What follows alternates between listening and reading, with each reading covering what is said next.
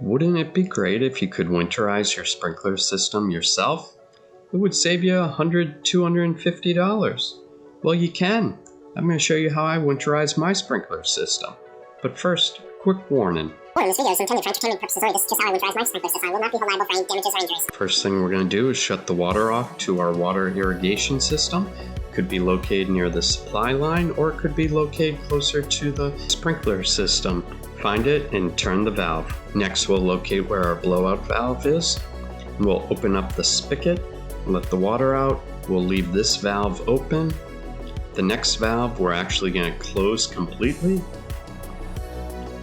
And then we'll open up this valve and we'll let the water out of the blowout valve. Then you're going to need an air compressor.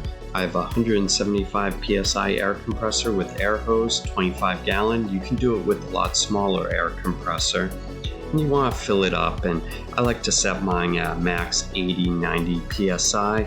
Some people do it at 50 to 60 psi. That will work as well. But remember, too much pressure can crack the line. Then we go over to the control unit, switch it to manual zone, select your zone, and then set the time. I like to set for about 19-20 minutes, and then click it to run. Make sure it's running. And then we go over to the valve blowout, and we connect the air hose.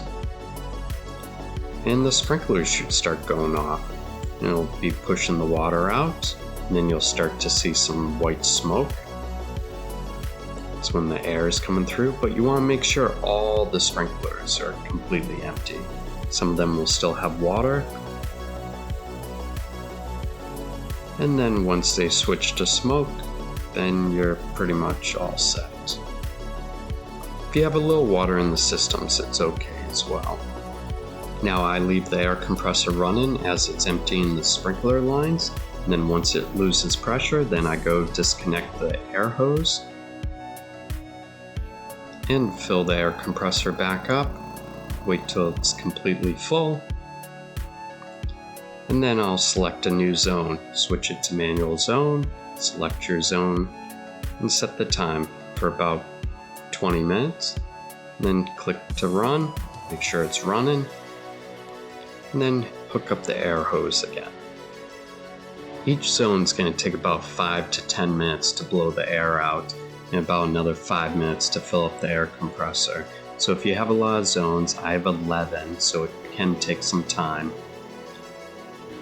But it's well worth doing because it can save some money, and it'll pay for the air compressor over time. And once all the sprinklers are done, then we'll disconnect it.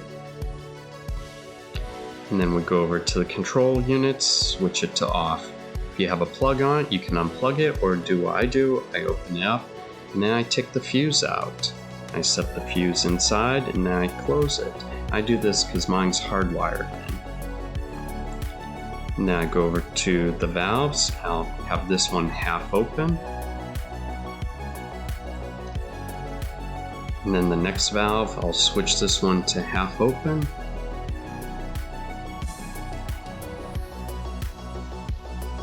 Now I'll leave it like that for the winter.